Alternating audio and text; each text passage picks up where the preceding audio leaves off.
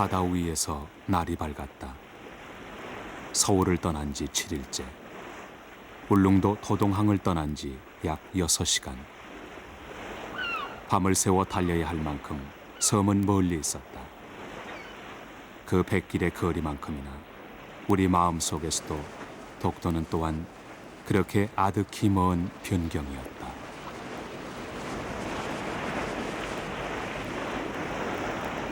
그러나 아침 9시경 장망한 동해 수평선 위에 독도는 마침내 그 모습을 드러냈다.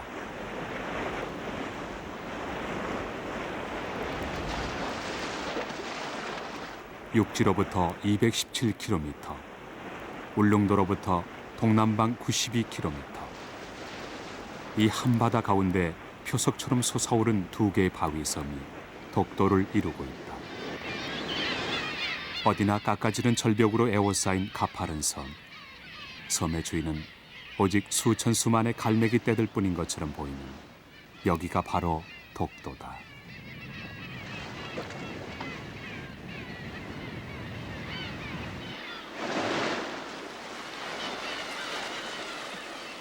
그러나 독도에는 사람도 살고 있었다.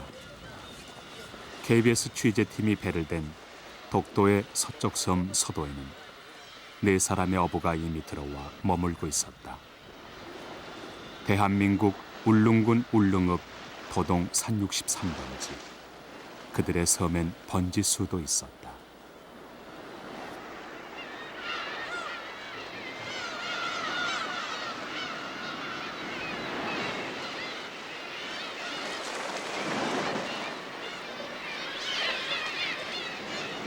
독도의 주민은 갈매기들만이 아니었다. 그리고 앞으로 한 해 동안은 KBS 취재팀 역시 갈매기와 어부들과 함께 독도의 실주민이 돼야 할 것이었다. 진정으로 독도를 만나기 위해선 독도를 살아야 한다. 그것이 취재팀의 생각이었고 오늘이 그 삶의 첫날이었다.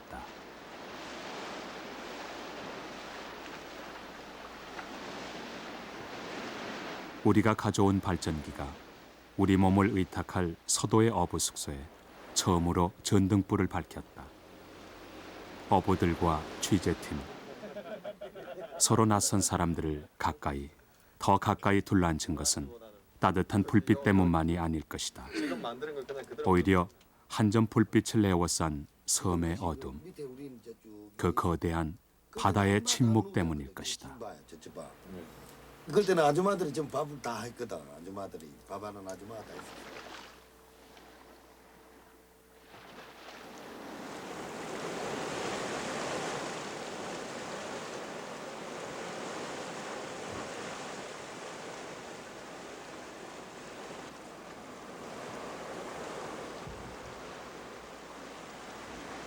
독도의 동쪽 섬 동도에는 서도보다 더 많은 사람들이 상주하고 있다.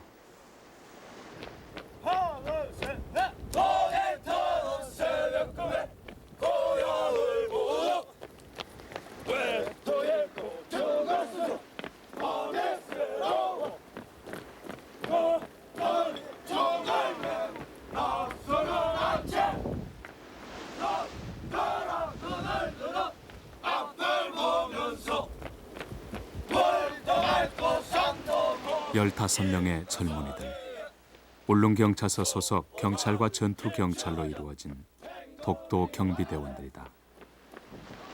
대한민국 경상북도 울릉군 울릉읍 도동 산 67번지. 독도 경비대 하루는 태극기 개양으로부터 시작된다. 그들이 지켜야 할 우리 국토의 일부, 독도가 여기 있음을 떠오르는 아침 해와 함께 상기하는 것이다.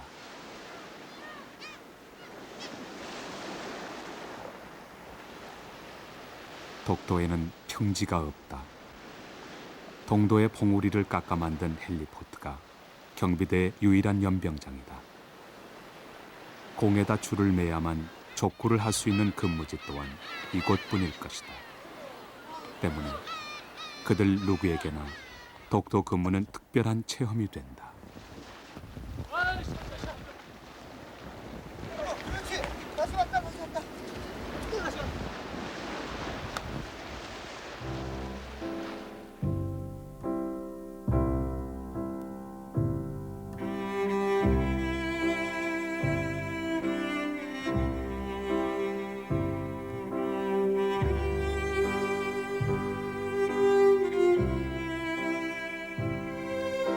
체험에는 교과서에 나오지 않는 독도의 비경이 포함된다. 바위들은 파도에 씻기고 뚫려 저마다 기기묘묘한 형상을 빚어내고 있으니 서도와 동도 사이 해로에 우뚝 버티어선 이 바위는 독도를 수호하고 있는 장군의 위용 그대로다.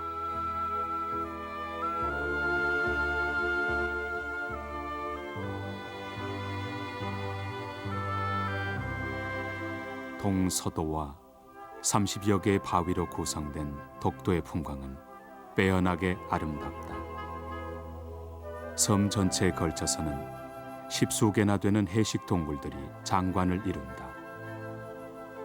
장군바위 북서쪽의 이 굴은 특히 삼면으로 다 트여 있다 해서 삼형제 굴이라 불린다.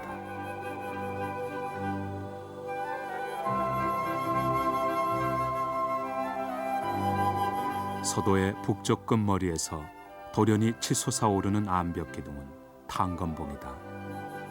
반듯하게 잘린 머리가 탄건을 닮았던 게다. 탄건봉 아래 떠있는 물개 바위에는 예전엔 실제로 물개들이 우글거렸다 한다. 정확하게 말하면 물개과에 속하는 강치들의 서식지였다.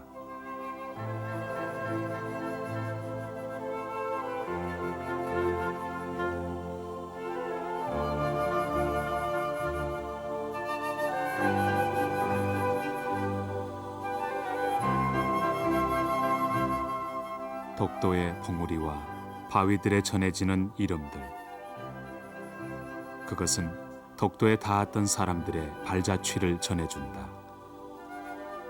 강치들의 낙원이었던 아득한 시절부터 사람들은 독도에 왔고 독도를 보았고 그 형상에 걸맞는 이름을 지어 불렀다. 절의 고도. 그러나 이 험준한 섬도 사람의 역사 속에 있었던 것이다.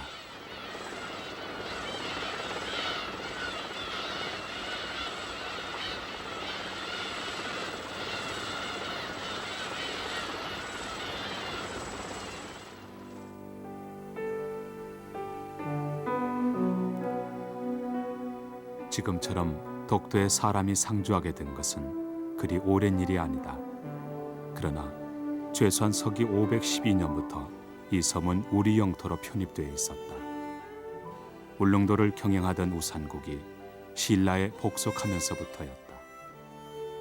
우산국의 땅이었던 이 섬은 이후 우산도로 불리면서 고려시대, 조선시대로 이어졌으니 세종실록 지리지에는 우산구와 무릉 두 섬이 울진현에 속해 있고 날씨가 맑으면 서로 가히 바라볼 수 있다고 했다.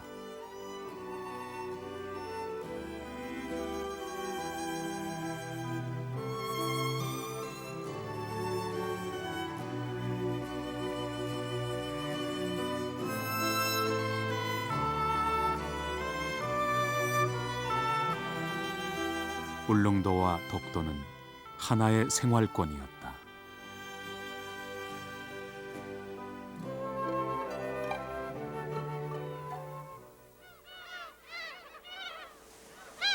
(1882년) 조선 조정이 섬을 비워두는 공도 정책을 철폐하고 무릉도, 곧 울릉도의 개척을 시작하면서 독도는 공식적으로 더욱 요긴한 섬이 되었다.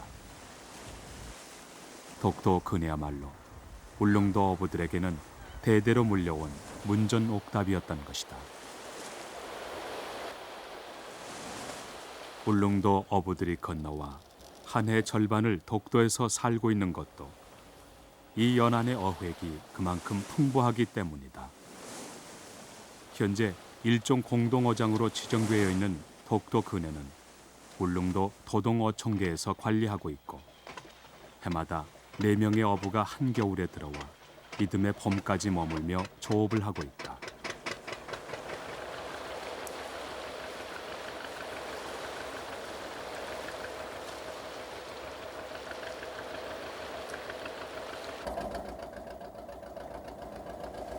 (2.5톤) 배 한 척에 의지한 김성도 씨 일행의 조업은 주로 수중 채취 작업으로 이루어진다.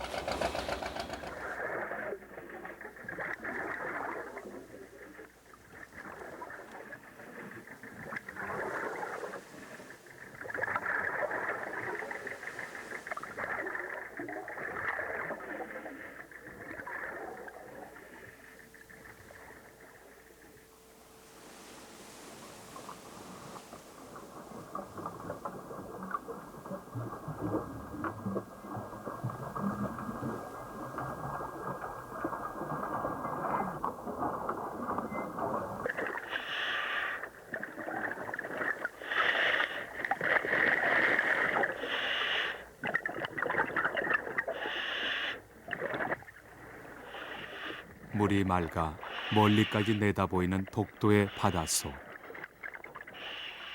난류와 한류가 교차하는 데다 수심이 얕아 어적뿐 아니라 해삼, 소라, 전복도 성한 곳이다. 독도에서의 채취 작업은 따는 것이 아니라 줍는다는 옛말이 전해올 만큼 물건이 흔할 뿐더러 씨알이 굵기로도 유명하다.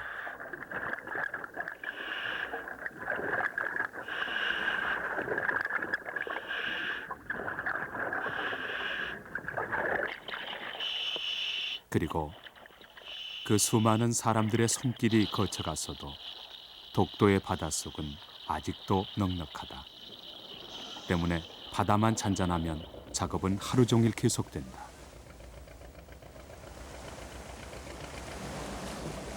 독도의 산물은 값을 높게 친다. 붉은 빛을 띠는 독도 특산의 해삼, 홍삼이 그렇고 큰 것이 귀물인 전복 또한 그렇다. 그러나 이 작업이 노다지를 그저 줍는 것일 수는 없었다.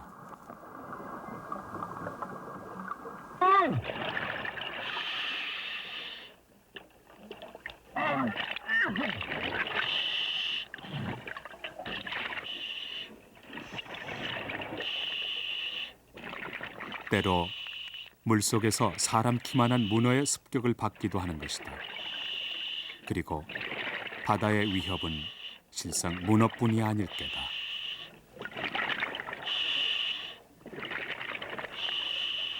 뭐가 이긴 일이 아마 진짜 서울 갈 줄 모르지. 이거 뭐 우리가 먹는 거 뭐 파는 거 그거보다 이거 잡으면 더 이게 굉장히 재밌고.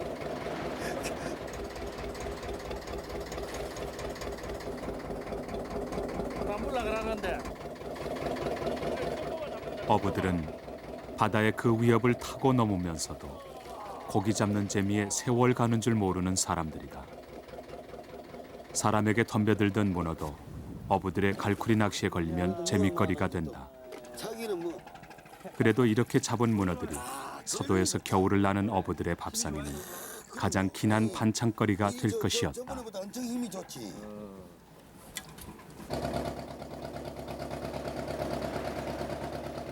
독도 앞바다에서만 고기잡이로 25년. 김성도 씨는 이 바다에서 산전수전을 다 겪었다. 그러나 그의 세월은 그만의 것이 아닐 게다. 울릉도 어부 누구에게도 독도 앞바다는 다 같은 터밭이었고 독도는 집이었다. 그 생각이 그들 중에 누군가로 하여금 이 가파른 소도에 계단을 만들고 진짜 집을 짓게 했던 것이다. 한 뼘 평지를 파내고 파내어 터를 만들고 갈매기 집처럼 절벽에 붙여 지은 옹색한 건물. 불과 7평에 지나지 않지만 그것은 엄청난 난공사였다. 그 난공사 끝에 1981년 처음으로 이 자리에 사람의 집이 들어섰던 것이다. 그 일을 해낸 사람이 바로 최종덕 씨였다. 근데 어떤 데 보면 그는 1981년 그해 독도에 주민등록을 옮긴 최초의 정착민이 되었다. 그때 외고집장이 어부였던 그를 도와 절벽을 깎아내고 시멘트포를 쳐날랐던 김성도 씨. 가만히 있더라 이거라. 그에게도 그 공사는 보람으로 남았다. 나도 뭐 돈은 못 벌도 왜 그러나 뭐 같이 내 종사를 해 나왔거든. 그게 좀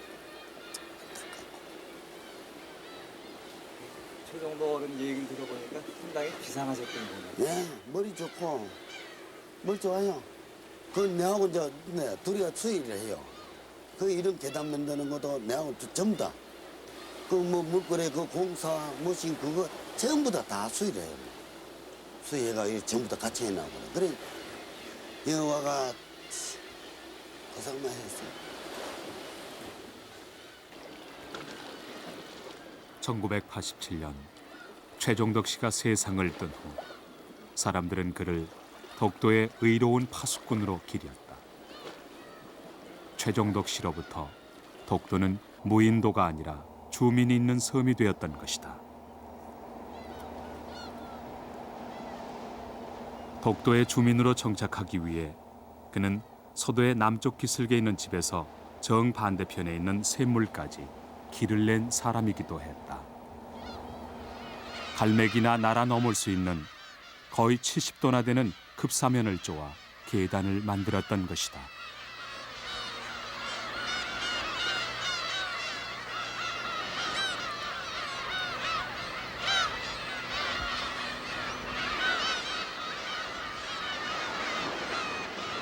서도의 북서쪽 해안. 덕도에서 물을 구할 수 있는 유일한 장소. 여기가 물골이다. 집을 짓기 전에는 최종덕 씨도 여기서 기거를 해왔다는 것이다.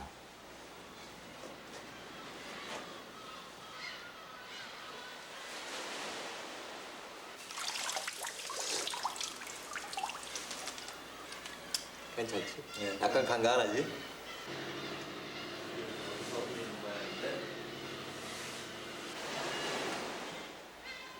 바위 틈에서 방울방울 떨어져 하루에 한 드럼씩 고인다는 물골의 물. 이 생명수야말로 독도를 사람 사는 섬으로 만들게 한 첫 번째 조건이었다.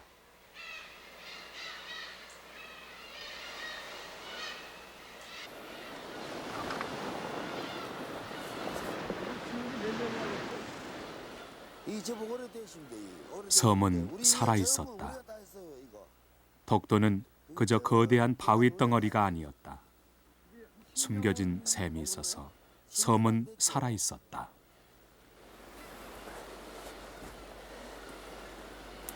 아이고 이거 올라가고 내려가기 만드시 힘든데. 그전에 우리 이거 없고 이거 없을 때는 이 밧줄로 네. 가지고 그냥 막 일러 했거든. 그래 이제 물 떨어지면 네. 물을 저 깡에다가 네. 5짜리 그 여가 어떤 데 짊어지고 올라가고 여기를. 야 줄 타고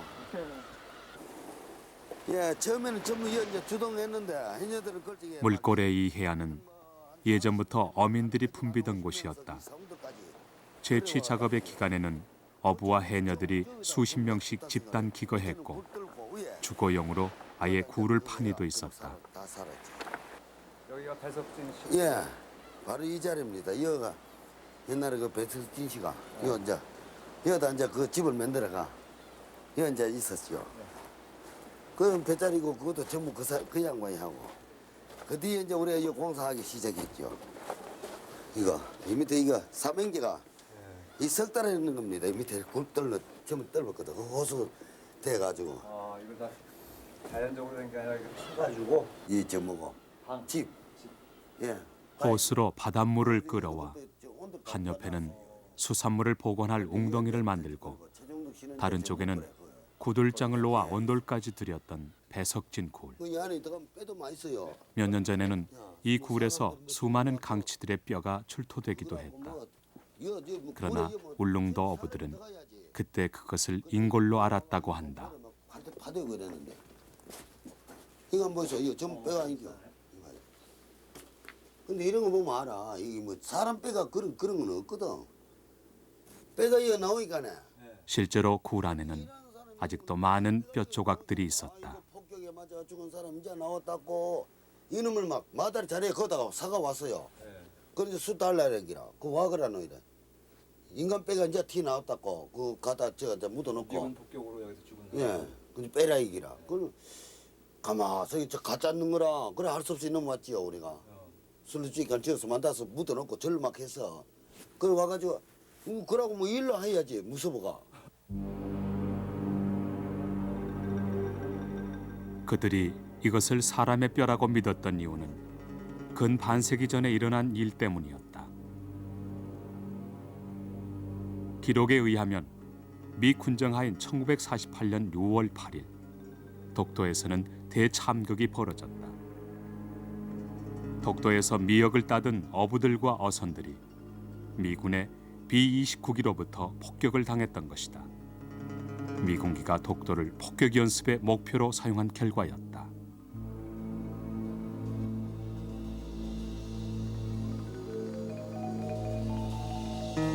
대대로 평화로웠던 독도 부근이 생지옥으로 변한 순간이었다.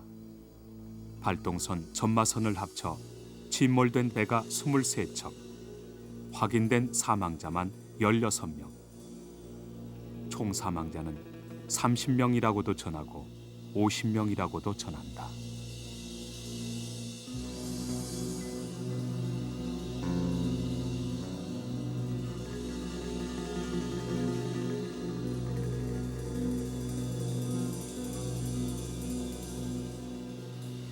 물골의 바닷속과 연안에는 그날 그 죽음의 증거가 지금까지 그대로 남아 있었다. 붉게 녹슨 불발탄. 어부들에게 독도는 견뎌낼 수밖에 없는 순환의 섬이기도 했다.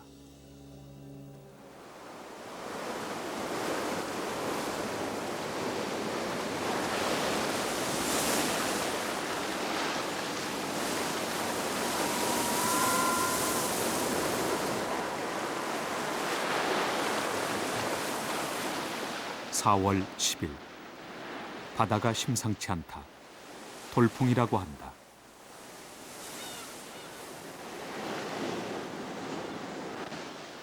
근해에서 조업하고 있던 어선들이 독도 주변으로 모여든다. 독도를 바람막이로 삼으려는 것이다.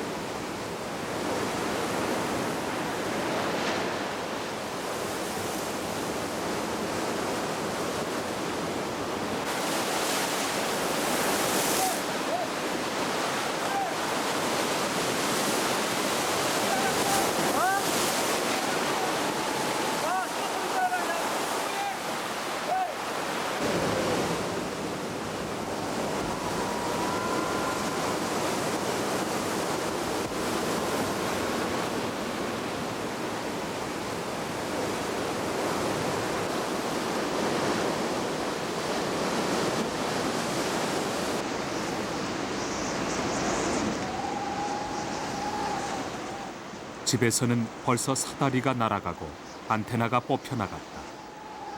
단속을 잘하지 않으면 집 앞에 올려놓은 배까지 쓸려가 버리기 일쑤다. 김성도 씨의 이력에서 배 두 척을 날려버린 것이 이 독도의 파도였다.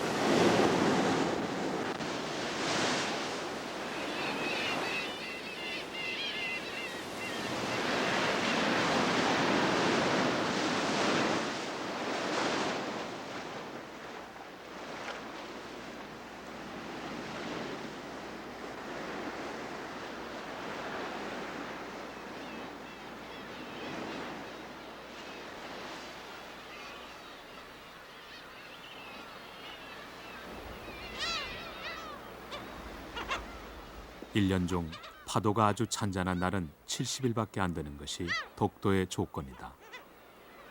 어부들은 그런 드문 바다를 장판이라 한다. 그리고 드물게 바다가 조용한 그런 날, 기름칠한 장판 같은 바다 위로 오징어 배에 끌려 김성도 씨의 통통배가 떠났다. 마침내 독도 연안 어장의 한해 일이 끝난 것이다.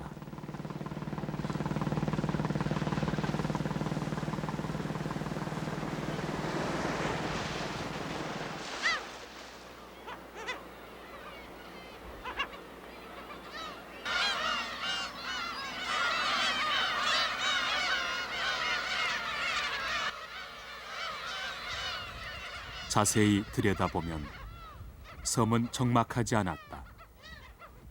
봄이었다. 무수한 생명들이 깨어나거나 깨어나리 하고 있었다. 독도를 온통 차지하고 있는 괭이 갈매기들의 번식철이었다.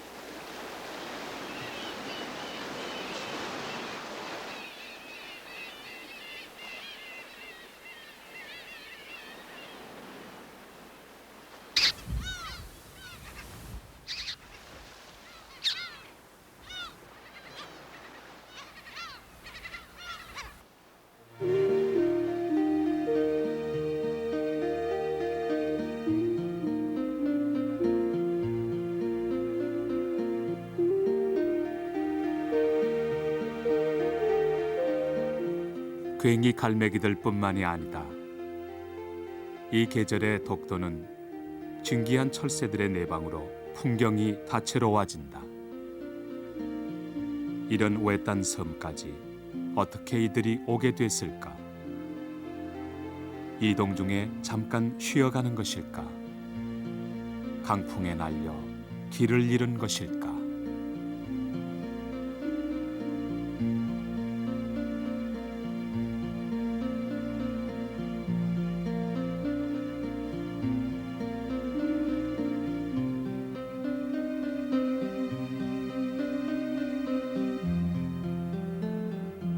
독도에는 봄꽃도 핀다.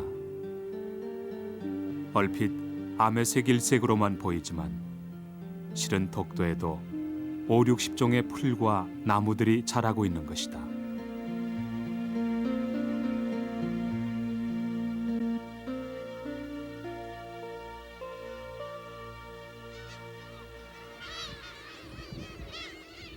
그리고 여기 보면 바위 절벽에도 식물들이 많은데 독도의 식물 생태를 조사한 조도순 교수에 의하면 독도의 식물들은 울릉도로부터 씨앗이 바람에 날려온 것이라 한다. 그 바람 때문에 독도의 식물들은 한결같이 키가 작다. 독도의 토양은 유기물이 굉장히 많고 토양은 굉장히 비옥한 것 같아요. 근데 문제는 워낙 독도의 경사가 급하기 때문에 대부분 토양이 보존되지 못하고 씻겨 내려가기 때문에 종수가 다양하지 못한 것 같아요. 그러나 토양이 일단 형성된 곳에서는 다른 곳보다는 굉장히 비옥하게 지금 보여지고 있어요.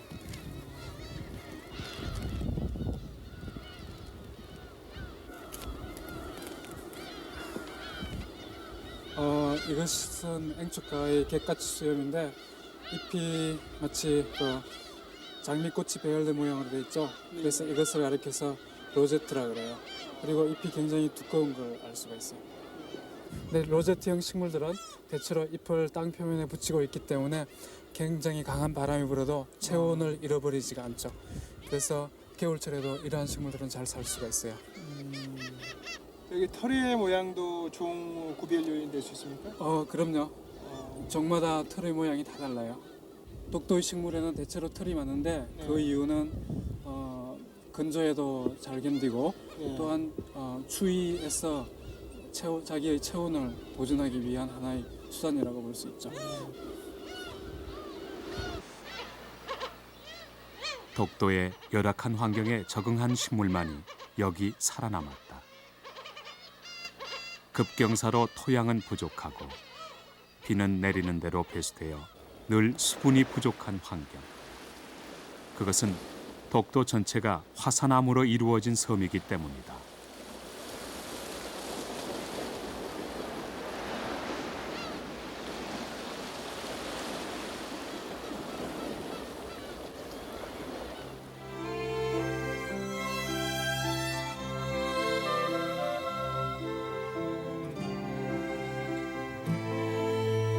독도의 동도에는 섬 사람들에게 분화구로 알려져 있는 커다란 구멍이 있다.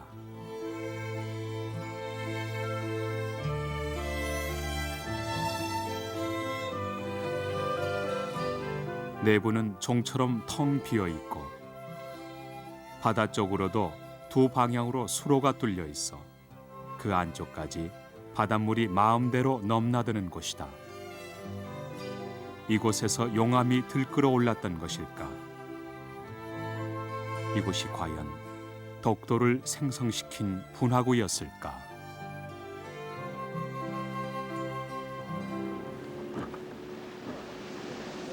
식당이라고 말하면 될것 같아요. 예.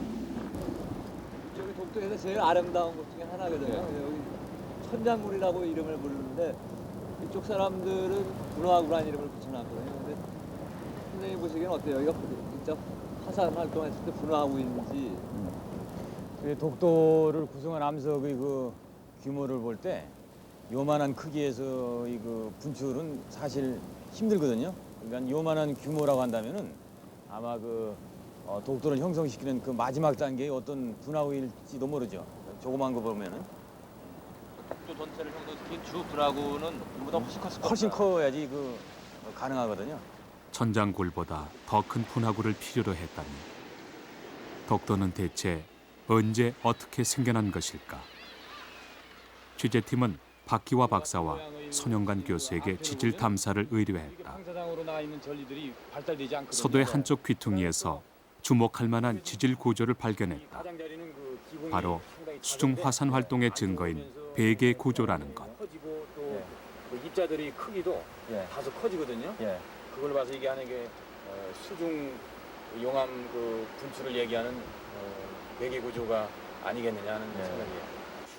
이게 벽의 용암이라면 이제 그 독도 형성 초기에는 그 수중 라바 분출, 그러니까 수중 용암 분출에 의해서 이제 독도의 하부가 그러니까 지금 수중에 잠겨 있는 하부가 형성됐다는 이제 그런 얘기라고 말할 수 있겠죠. 그죠? 그리고 저는 이런 배기 구조를 한국에서는 처음 봐요. 예, 저도 그렇습니다. 상당히 흥미롭고 예. 또 독도의 그 형성사를 밝히는 데 아주 좋은 증거가 될 것 같아요. 예, 그렇습니다.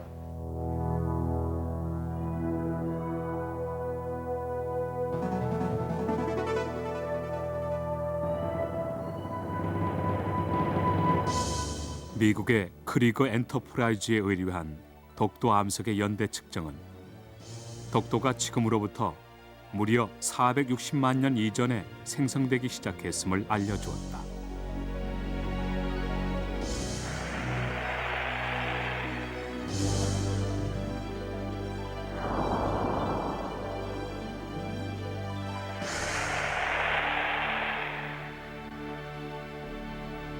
동해의 바닷속 지형을 실측대로 재현해보면 독도는 깊은 바닷속에서 원추형으로 솟아오른 섬임을 알 수 있다.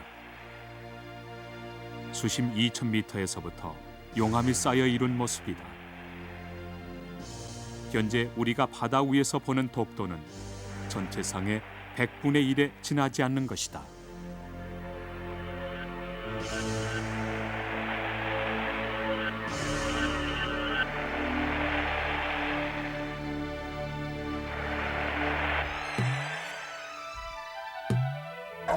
그 시작이 460만 년 전이었다.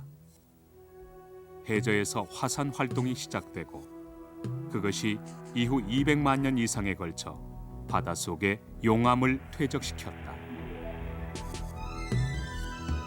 수압 때문에 서서히 진행되던 용암 분출은 해수면 가까이 이르러서 비로소 폭발적인 양상을 띠게 된다.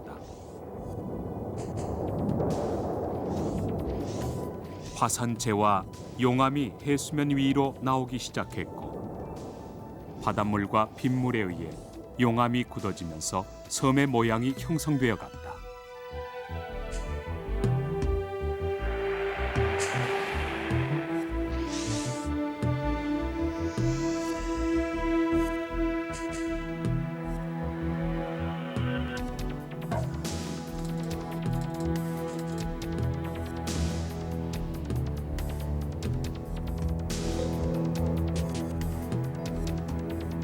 (250만 년) 전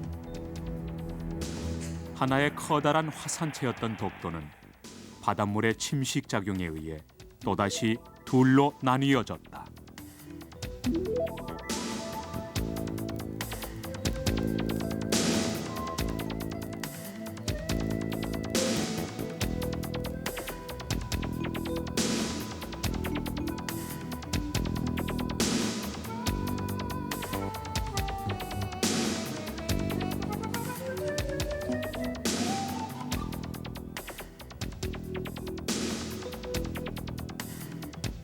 늘 울릉도의 부속 도서로 불리는 독도가 실은 울릉도보다 200만 년이나 앞서 태어난 우리나라 모든 화산 섬들의 맏형벌이었다.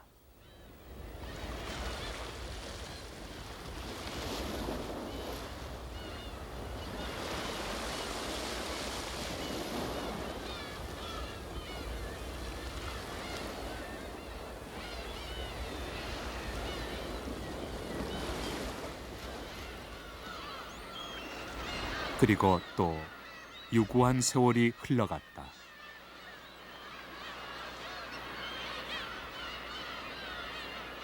파도와 바람이 용암을 깎고 쓸어내리는 동안, 바람이 풀씨와 새들을 운반해온 그동안, 화산이었던 이 작은 바위섬도 마침내 수많은 생명들의 보금자리가 되었다.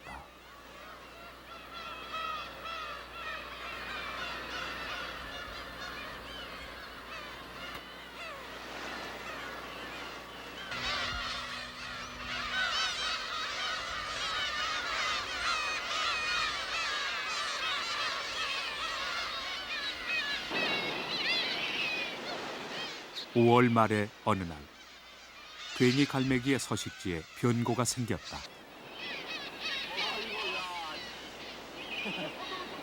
솔개 한 마리가 나타난 것이다.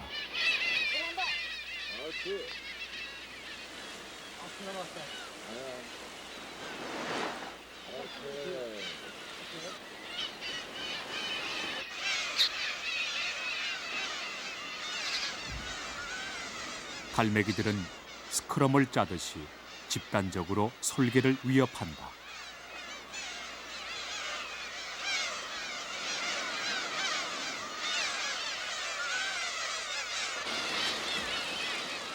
맹금류인 사나운새 솔개도 갈매기들의 합동 공격에는 당할 수 없는 모양이었다.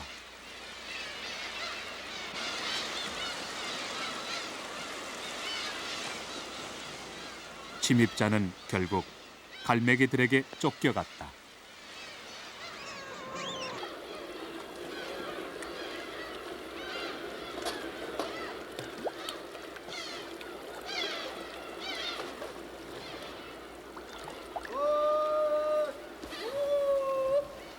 섬에는 다시 평화가 돌아왔다.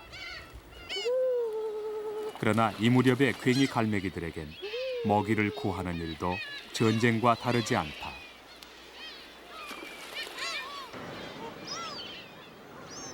새끼들이 하루에 먹어치우는 먹이가 거의 제 몸무게에 가까운 양이기 때문이다.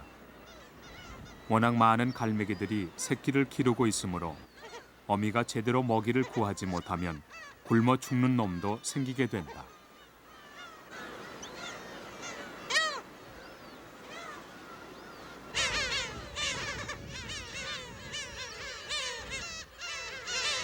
자칫 둥지를 떠나 남의 영역을 침범한 새끼들의 운명도 위험한 것이다. 사정없이 부리로 쪼이게 마련이니까 말이다.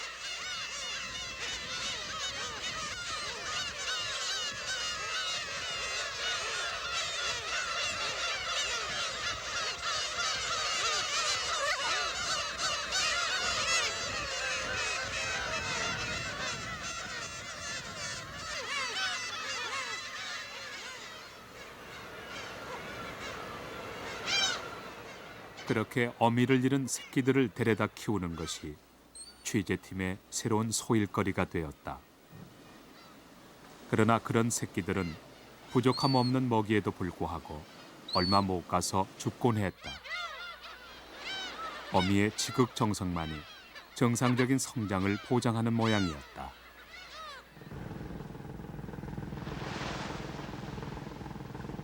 초여름에 접어들면 동해에는 오징어 떼가 몰려든다. 오징어 잡이철이 돌아온 것이다. 그것은 괜히 갈매기들에게도 더할 수 없는 호재가 된다. 배에서 버리는 오징어 내장 따위로 새로운 먹이터가 제공되기 때문이다. 오징어 잡이는 오징어 어장으로는 가장 남쪽인 이곳 독도 근해에서부터 시작된다. 울릉도와 독도 근해는 낮에도 오징어가 잡히는 곳으로 이름난 곳이다.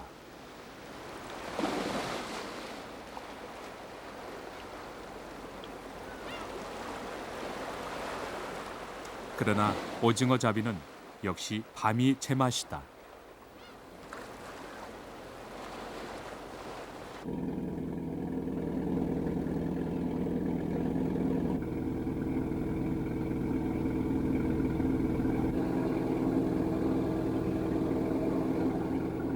한번 오징어가 올라오기 시작하면 대낮같이 밝힌 집어등의 열기에 살껍질이 벗겨져 나가는 줄도 모른다.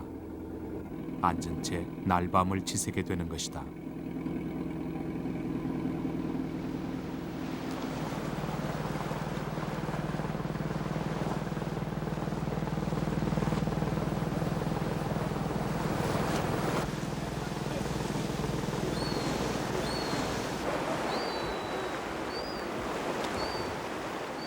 부화한 지 40일 전후 괭이 갈매기 새끼들이 둥지를 떠나 바닷가로 내려올 때쯤 스스로 먹이 먹는 법을 배우고 서툰 날갯짓을 익히게 될 때쯤 이때쯤 온 섬에도 여름이 무르익었다.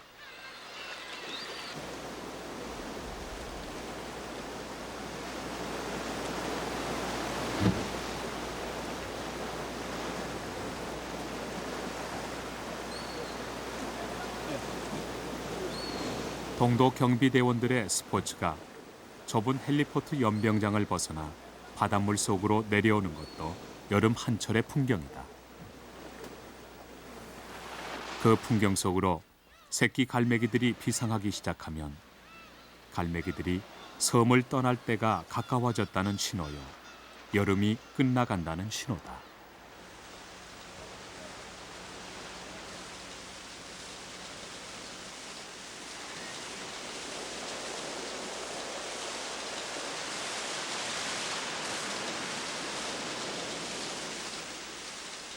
비 오는 날은 몸도 닦고 대청소도 하고 묵은 빨래도 해치우는 날이다. 빗물을 가득히 가두어두면 마음조차 넉넉해져서 독도에서는 그저 오는 비가 반갑다. 여름의 끝은 이 비가 씻어간다.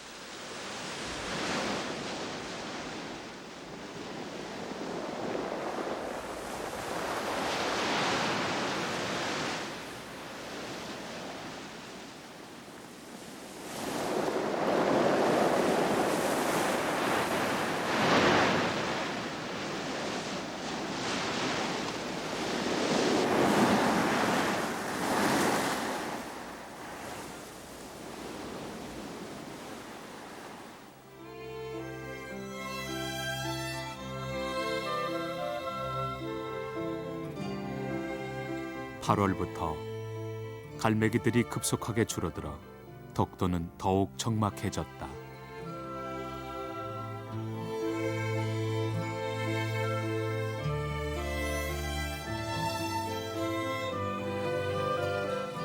여름 동안 사람 키보다 크게 자라서 서도의 북서쪽 사면에 가장 짙푸른 빛을 보태주었던 풀, 왕호장근. 그 왕호장근의 무성한 잎도 다 떨어져 앙상한 가지만이 남았다. 추석이 성큼 다가와 있었다.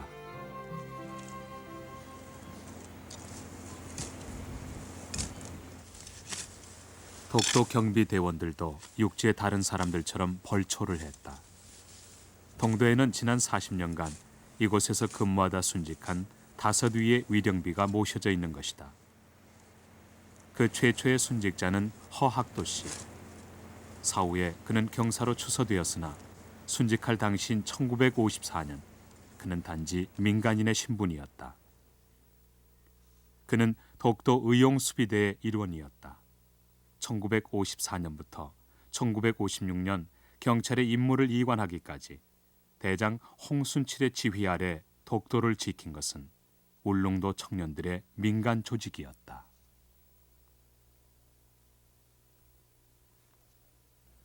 이거는 물꿀 물 같아요. 예, 예. 네, 물꿀. 그 당시 이물 많이 못 드셨어요? 야, 많이 먹었지. 다 몇 분이었어요 그때? 그 당시에 여기 7, 8명, 9명씩 네 교달이네. 그 전체 인원을 따지면은 전체 인원을 따지면 뒤에서 또 우리 보급도 뭐 구입하는 사람 한 30몇 명 내게 되죠. 지금 살아계신 분은 몇 분이세요? 지금 살아있는 사람이 육지로 나간 사람도 있고 울릉도에 지금 한 7, 8명이지 지금. 횟수로 따지면 내년 93년 예. 창립 40주년. 40년, 네, 40년. 예. 40주년이라고. 뭐. 그래, 그게 어영간 하면 40년이 지나. 이 글씨 이거는 언제 쓴 건지 모르겠어요. 누가 써놨는지. 이게 한진호 씨가 그 당시에 그렇게 1954년도에 들어와가지고 경비할 당시에 이 한진호 씨라 하는 사람이 한진호 씨라 지금 도동이 있어요. 예. 그분이 여기 와가지고 요 짝놈이하고 요하고 새겼대. 직접 예, 직접 와가지고 돌로가 이거 파고 새겼.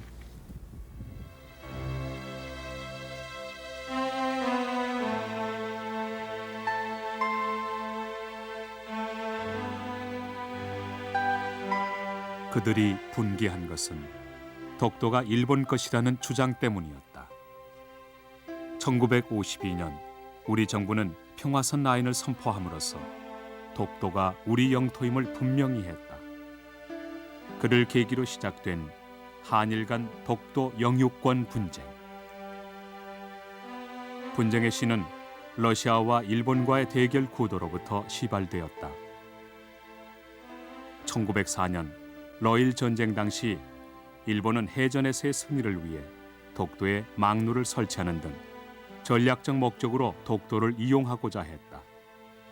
때문에 그들은 1905년 2월 22일 한국 정부와 한국민도 모르게 지방관청 시마네 현고시 40호로 독도를 다케시마란 이름으로 시마네 현에 편입시켰던 것이다.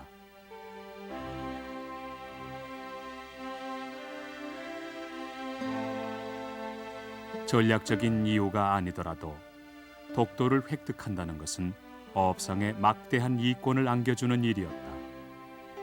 어업이 주 산업인 시마네 현의 입장으로서는 특히 그러했다.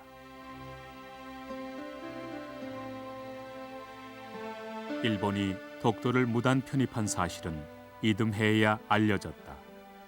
그러나 식민지의 운명을 눈앞에 둔 한국은 독도 문제 해결 또한 광복 후로 미룰 수밖에 없었다.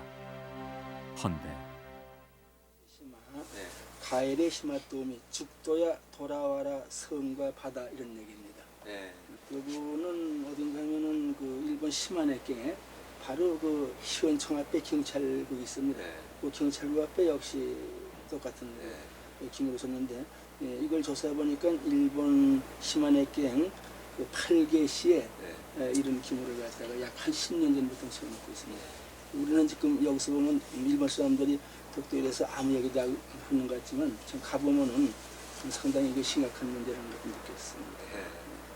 보시면 일본은 독도가 1905년 이전에 주인 없는 땅이었다고 주장한다. 그러나 18세기 도쿠가와 시대 대표적 지도를 보면 이게 이제 조선 저기 일본 아닙니까? 색깔은 일본은 이렇게 했거든요. 이제 조선은 이렇게 했죠. 노란색으로 했죠. 바로 이게 울릉도고 이제 이것이 그 우리나라 독도입니다. 독도. 두 가지 색깔이 다 우리나라 색깔 아닙니까? 그런데 하면 여기다가 독도는 조선의 것이다 하는 그런 아주 여기다 주까지 글씨까지 써놨거든요. 보이시죠? 이것이 전체가 다른 지도도 마찬가지였다. 부록으로 붙인 것이 바로 이제 이것이 조선입니다. 조선에 여기 뭐라고 그랬습니까? 조선 전도 그랬나요?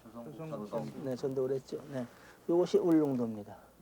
바로 또 다케시마한 이것이 우리나라 독도거든요. 아까 거지도와 마찬가지로다가 또 여기다가 이렇게 라인을 쳐서 독도를 갖다가 분명한 한국의 것으로 만들어 놓고 있습니다. 독도를 서운도라고 표시하고 울릉도를 죽도라고 표시.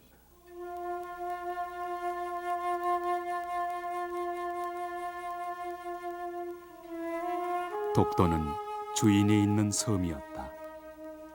이 땅의 한 어부가 1693년에 이미 도쿠가와 막부에게 그것을 확인시켜준 바 있었다.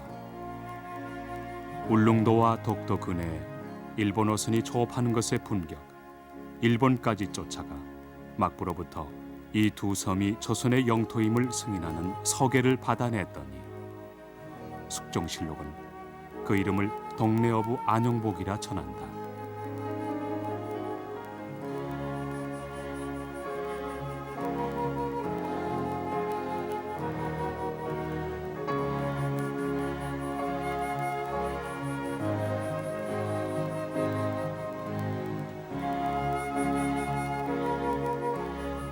독도는 그런 사람들의 섬이었다. 자신들의 가슴과 근육으로 독도의 사람의 역사를 쌓아올린 이들이 독도의 주인이었다. 온몸으로 독도를 살아낸 사람만이 독도를 내 땅이라 말할 수 있었다. 독도를 디디는 것은 그 사람들이 이 섬에 묻어놓은 체온을 느끼는 일이다. 독도의 키 작은 풀들처럼 그 체온은 땅에 붙어 누구도 함부로 앗아갈 수가 없다.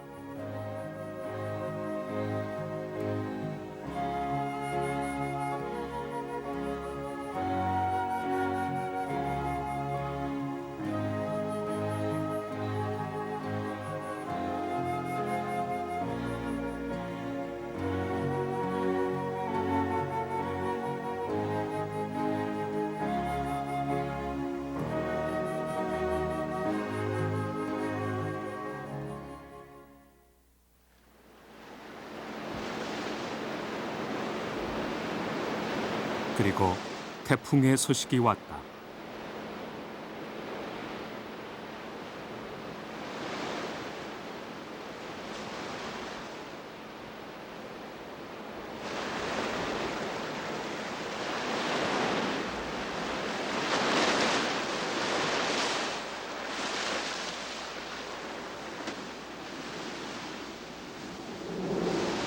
여름 동안 3번의 태풍은 모두 독도를 비켜서 갔는데 이번에는 제대로 우리를 강타할 모양이다.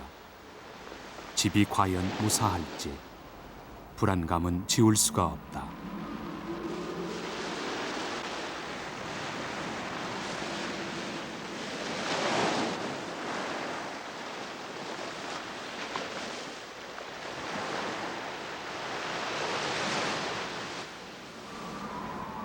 밤이 되면서 바람은 점점 거세진다.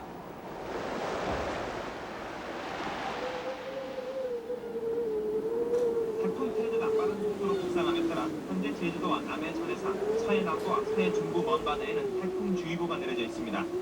중심기압 990밀리바, 중심 부근에서의 최대 풍속, 초속 25m의 강풍을 동반한 태풍 테드는 현재 중국 상해 남쪽 약 160km 떨어진 해안에서 빠른 속도로 북상하고 있습니다.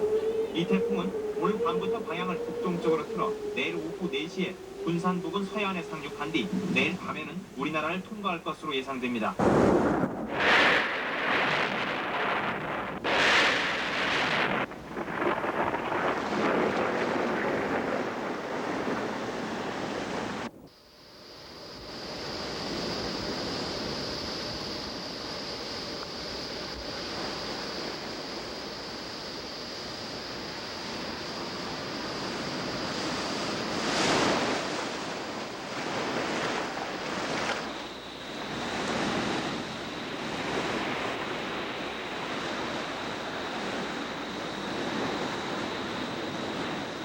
파도를 대면하는 것은 힘겹다.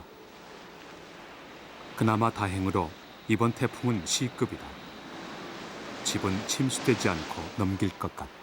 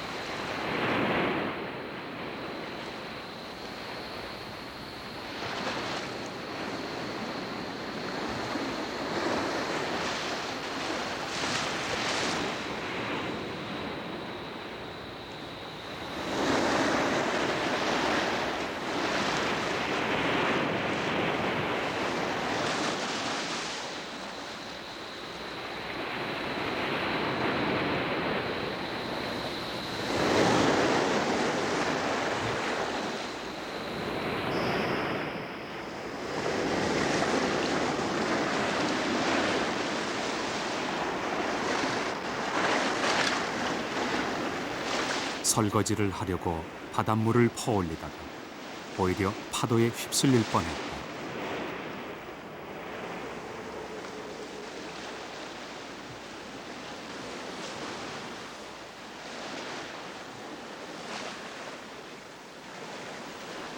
오전 10시경 남서로 불던 바람이 새바람으로 바뀌면서 파도의 위력이 한풀 꺾였다. 태풍이 온대성 저기압으로 바뀌었다는 소식이다. 큰 피해 없이 고비를 넘긴 것이다.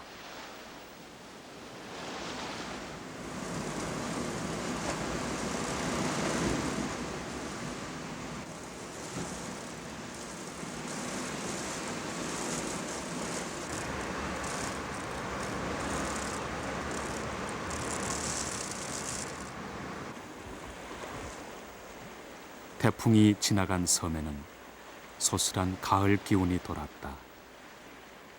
계절이 바뀌면 독도의 표정도 달라지는 것을 이제는 알아챌 수가 있다.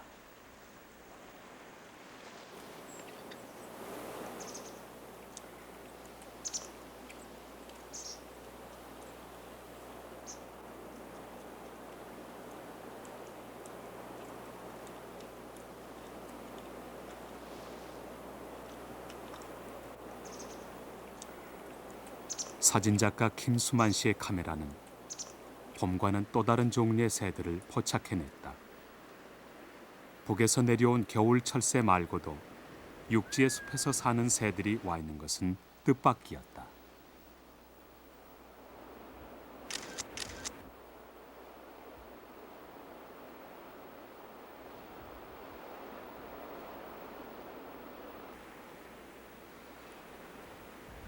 그 중에 녹색 비둘기가 있었다.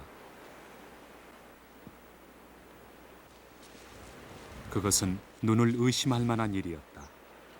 녹색 비둘기는 1976년 제주도에서 단 한 번 발견되었다는 기록 말고는 우리나라에서 촬영된 적이 없는 희귀조였다. 생애 단 한 번 볼까 말까한 그 새가 독도에 날아와 있었던 것이다.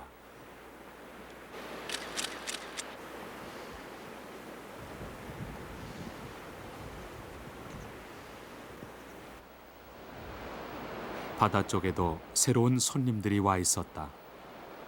독도의 풍부한 먹이가 이들을 쉬어가게 하는 가장 큰 이유일 게다.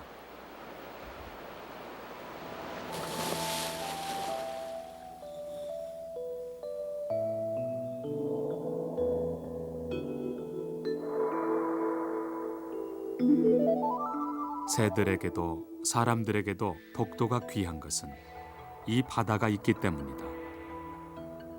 1년 내내 어선들을 모이게 하는 황금어장은 육안으로도 확인이 된다.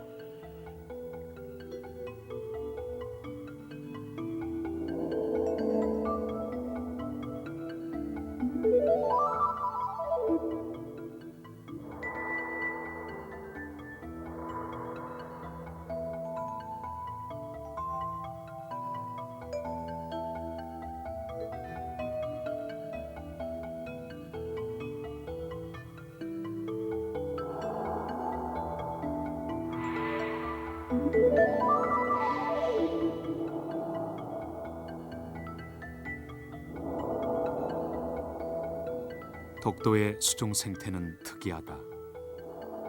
같은 위도상의 본토와도 다르고 울릉도와도 다르다. 울릉도가 한류의 영향을 받는 데 비해 독도는 구로시오 난류의 영향을 강하게 받으면서 한류의 영향도 받아 동식물의 종군상이 그만큼 다양한 것이었다.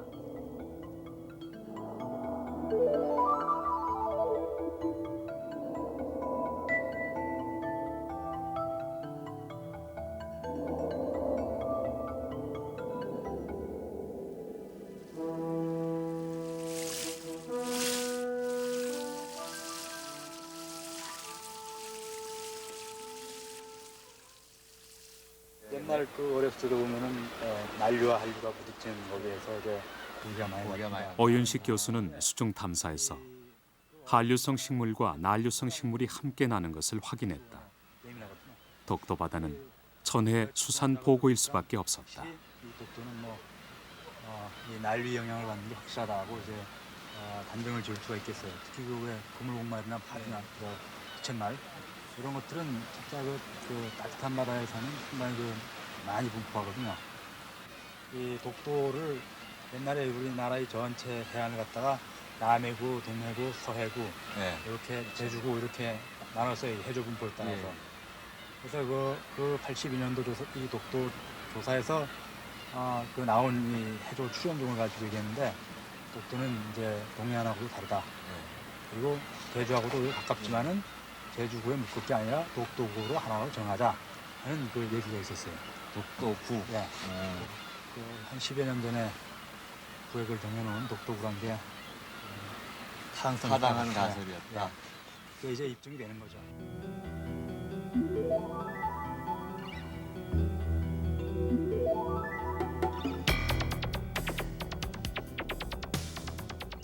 노화 위성으로부터 수신한 자료를 분석해보면 독도 근해가 구로시오 난류의 영향을 받는다는 것을 한눈에 확인할 수 있다. 해류의 흐름에 따라 바닷물의 온도가 달라지고 그에 따라 회유하는 어적도 달라지는 것이다.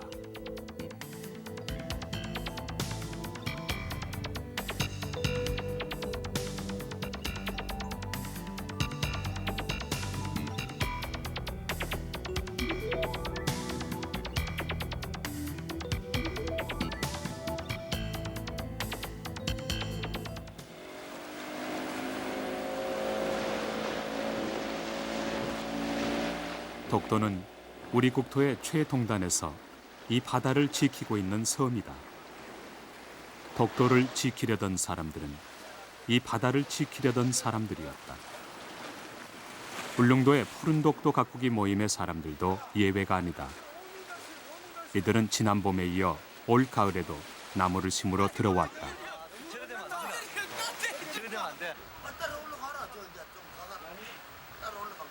1973년 울릉 애향회가 처음으로 나무를 심은 이래 독도의 나무 심기 사업은 언 20년이나 계속되어 왔다. 89년에는 육지 사람들까지 가세해서 조직된 것이 푸른 독도 가꾸기 모임이다.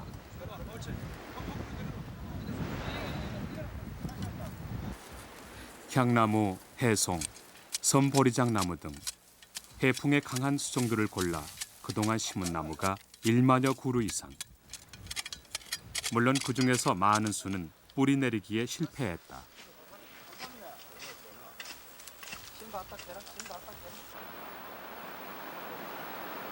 그렇다고 그 나무 심기가 실패한 것은 아닐 게다.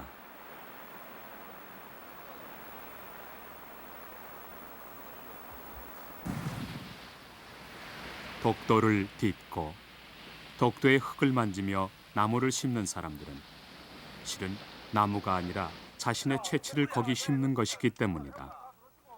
그것은 독도와 자신 사이에 끈끈한 인연을 만드는 일이다.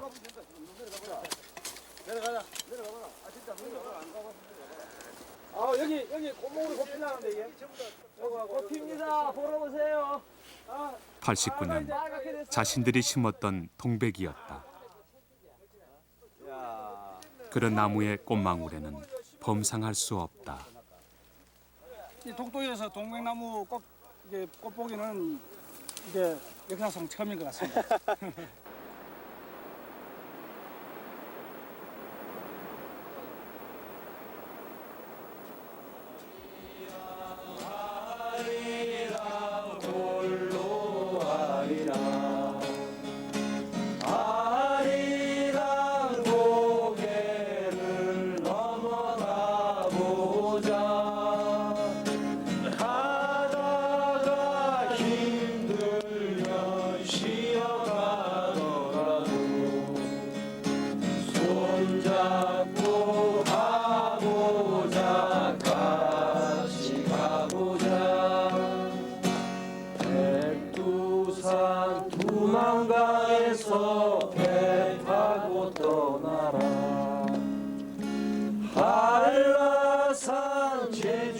가수 한돌이 서울에서 내려와 합류했다. 독도에다 무엇인가 조그만 인연들을 쌓은 사람들이 둘러앉아 독도 노래를 함께 듣고 불렀다. 그때 왠지 가슴 뭉클해지는 것, 그것이 국토라는 것일 게다.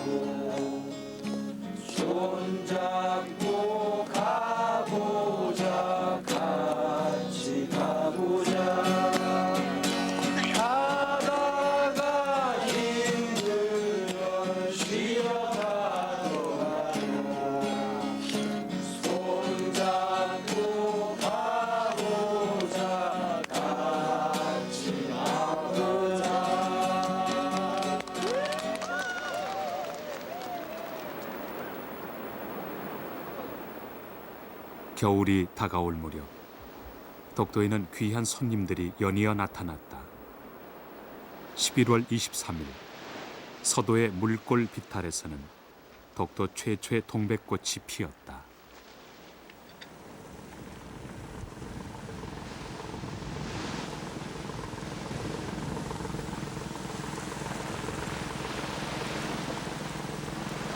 (12월 18일) 동도의 촛대바위 옆에는 이상한 동물 한 마리가 찾아들었다.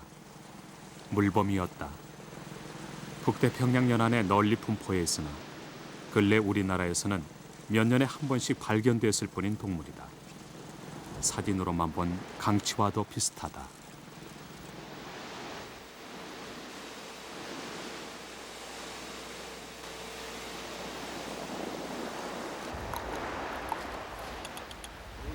(30~40년) 전까지만 해도 이 근처에 우글거렸다는 강치가 이 물범을 가리킨 것이었을까? 남해구로 사라져버린 강치. 물범은 그 강치들의 자리에서 제 집에라도 돌아온 듯 편안한 표정이다.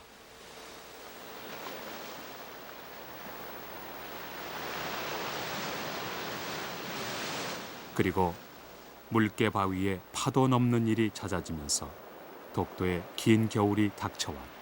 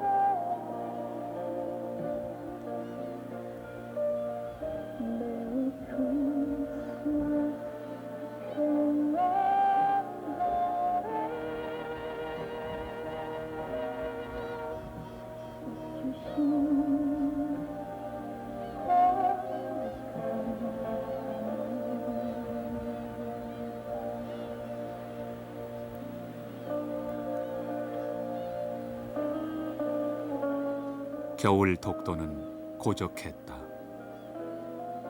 바람과 파도가 독도를 세상으로부터 더 멀리 떼어놓고 있는 듯했다. 동도의 경비대에서는 하루에도 몇 번씩 무연한 바다를 향해 크리스마스 캐럴을 틀었다.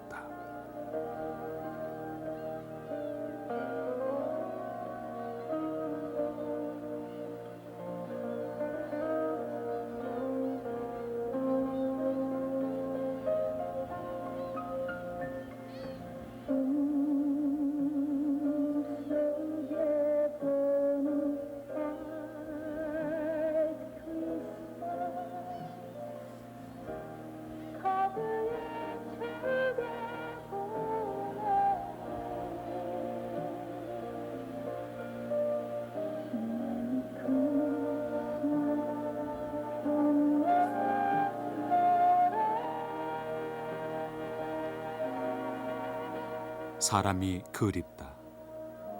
섬에 들어온 지 9개월. 어느새 한 해가 저물고 있었다.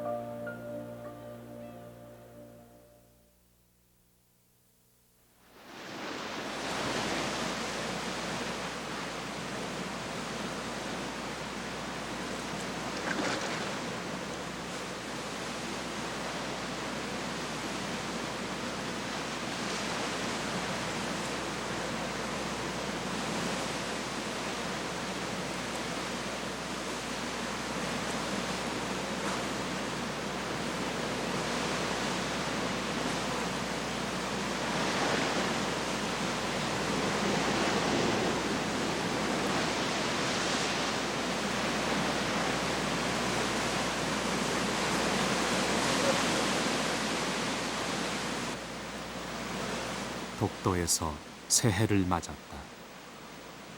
수평선에서 떠오르는 거대한 해를 안아보기란 독도 아니고서는 못할 일이다.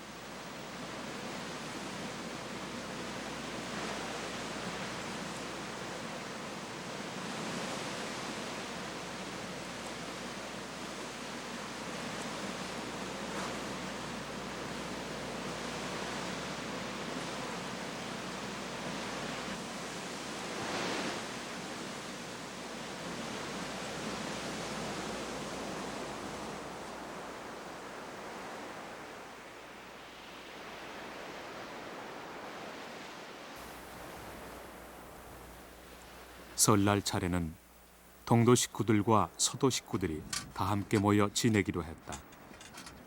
서도에는 김성도 씨들이 다시 들어왔고 동도에도 몇몇 교대자가 생겼다. 경비대의 보급품과 김성도 씨가 장만한 해물로 제수를 꽤 푸짐하게 차리고 독도에 깊게 자리 잡은 5분 순직자의 영령 앞에 먼저 예를 올린다.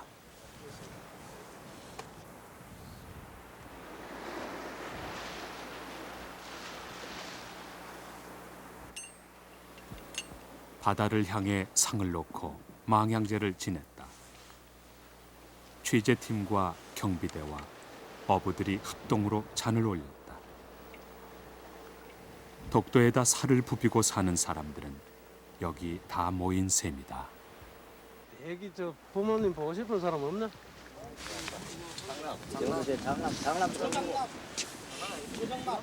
막내. 신발 신도 괜찮아. 갓 전입한 이경도 이제 곧 독도에다 자기만의 채취를 묻혀놓을 것이다. 친한 사람 없으면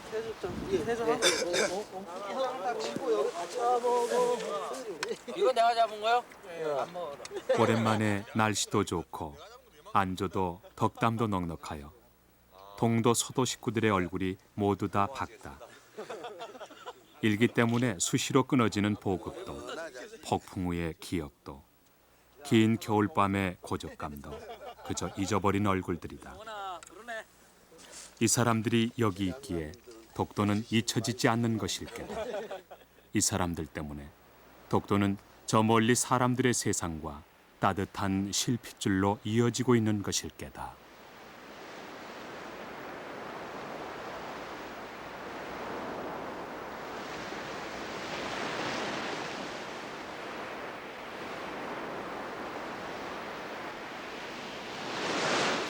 겨울에 독도에는 눈이 잤다.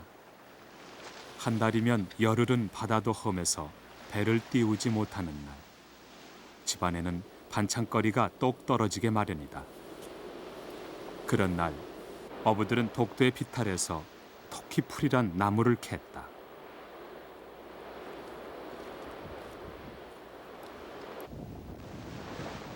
과연 눈 밑에서는 새파란 풀이 자라고 있었다.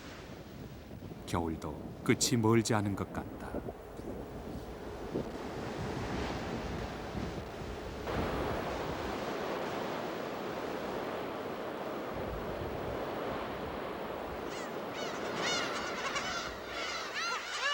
겨울 동안 육지의 항구로 떠났던 괭이 갈매기들이 돌아왔다. 2월 15일이었다. 온 섬이 갑자기 활기찬 소란에 휩싸이고 섬의 사면에는 새풀이 덮여 우리나라 지도 모양이 또렷이 드러났다.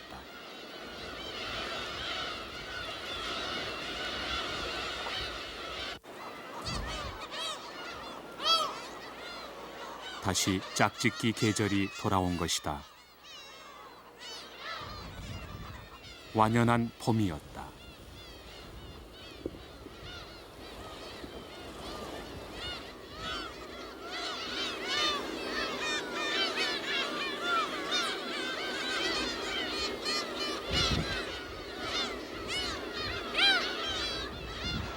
갈매기가 돌아오자 취재팀이 독도를 떠날 때가 되었다.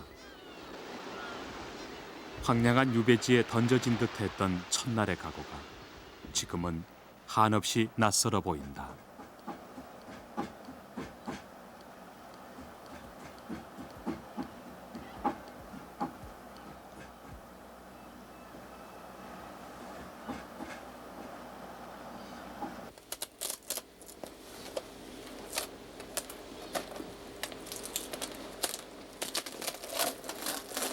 1992년 3월 31일부터 1993년 4월 2일까지 이 집에서 어느덧 367일이 지나갔다. 아무 다른 한 일이 없다고 하더라도 우리는 그동안 독도에서 살았다.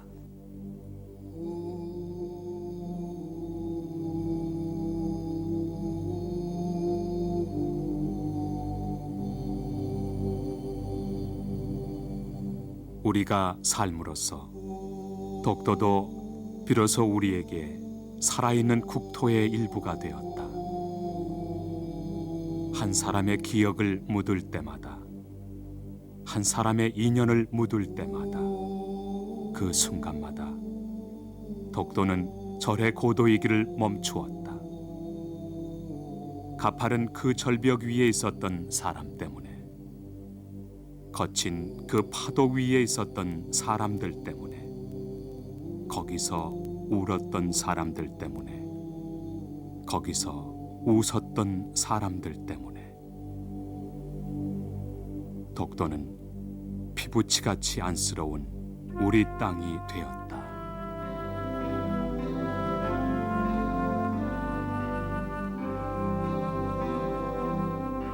과거로부터 지금까지 그들 때문에 독도는 아름다웠다.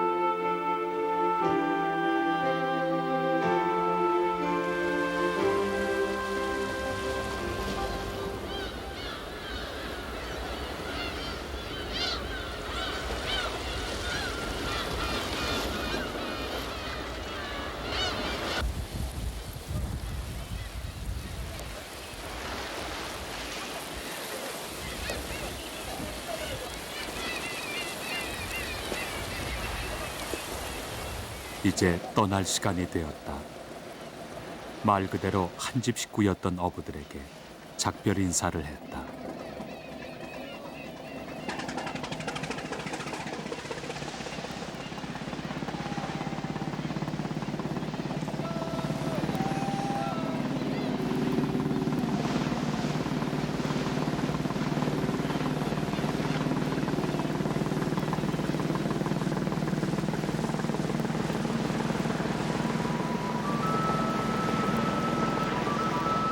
독도는 저기 있는데 우리는 또 독도를 안고 간다.